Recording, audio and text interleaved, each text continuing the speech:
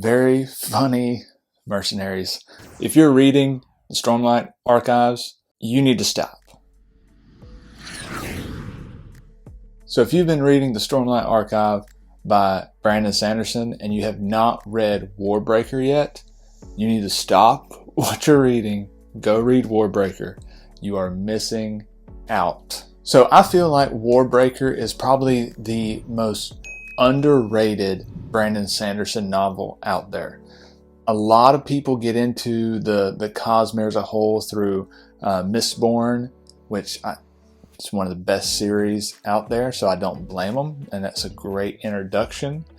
And a lot of people are just huge mega fans of the Stormlight Archive, which no one can blame them there. To me, the Stormlight Archives is the pinnacle of epic fantasy.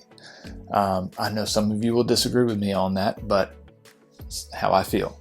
But I feel a lot of people are just completely overlooking Warbreaker.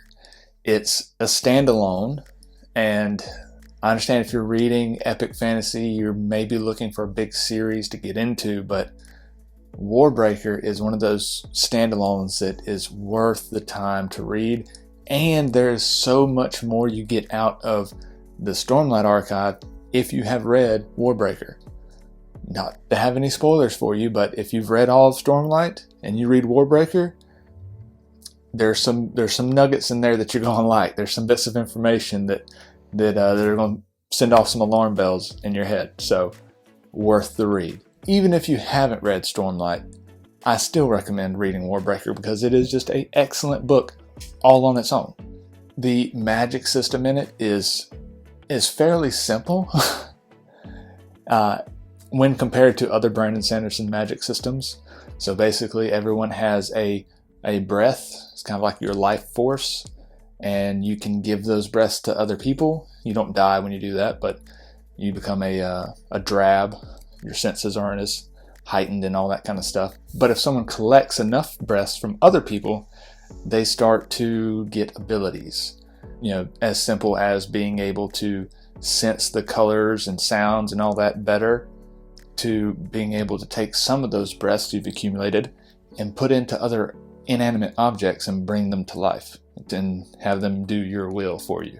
So that's really fun. That's really interesting. Now, if you're looking for a lot of action scenes and a lot of battle scenes, this one does not have as much as like Mistborn or The Way of Kings, something like that. This one is more, how do we prevent war versus let's kill everyone. So it ends up being more of a political thriller and a mystery plot, but it is just so well done.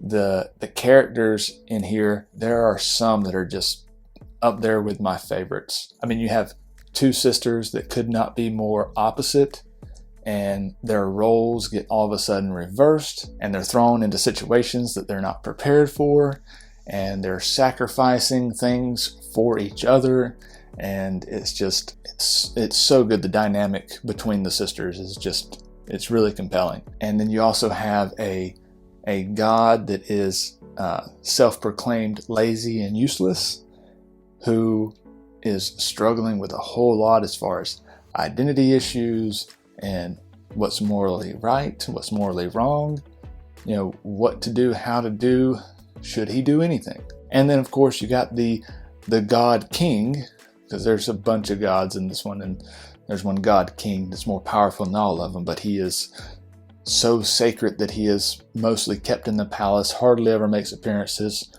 hardly ever speaks, and is just held to a higher standard, but is the most powerful being of all time. And so that's all you know about him through most of the book. So it's a lot of all the characters trying to piece together little bits of information here and there about who he is, what it means, what can he do, what should they do, who wants to go to war, who doesn't want to go to war, whose motives are true, who's lying. It's wonderful as far as a mystery plot goes. And then of course you have Mercenaries. Very funny Mercenaries. They are some of my favorite characters. They're part of the book. I mean, anytime you make your bloodthirsty mercenaries also extremely humorous, I mean, that's good reading. That's just entertaining, because it keeps you on your toes. Because he's got a sword, he can kill you, but he's also sarcastic and making jokes. So, could go either way. And my favorite character in the book, I can't really tell you anything about him other than he's a mysterious man with a lot of power that shows up out of nowhere, and you're introduced to him in a jail cell where he does some magic, and like you don't know where he's from, who he is, what he's doing, whose side's he on. You don't know anything about him, but you learn a lot through the book. And of course, it's got the classic Brandon Sanderson avalanche at the end. It's just, I've read it a few times now, even as a standalone. I rank it right up there with a lot of the Stormlight books. And I really think if you have read all the Stormlight books, you really need to read Warbreaker. It's so like Elantris, also a standalone, but reading it, it doesn't add a whole lot to the Stormlight Archive. Warbreaker, on the other hand, adds a whole lot to Stormlight, so it's worth the read. And with that, guys, just like I said, check out the book.